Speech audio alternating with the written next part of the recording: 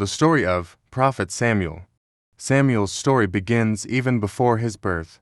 His mother, Hannah, was childless and deeply upset about it.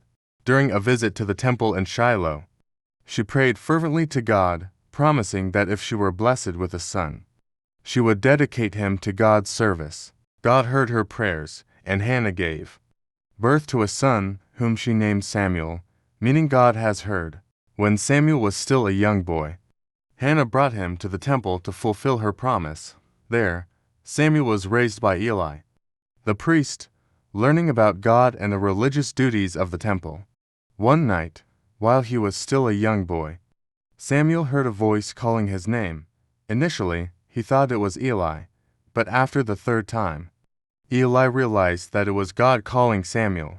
Eli instructed Samuel to respond, "Speak, Lord, for your servant is listening."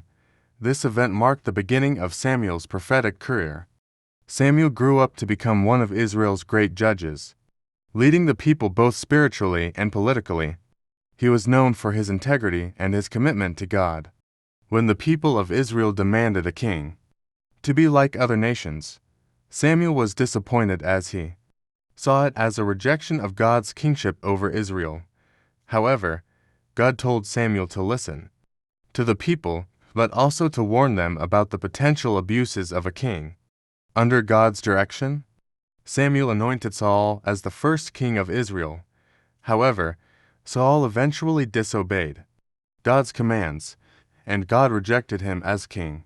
God then instructed Samuel to anoint David, a shepherd boy, as the future king.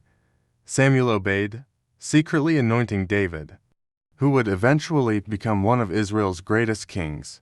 Samuel's life was marked by his dedication to God, his leadership over Israel, and his role in establishing the monarchy.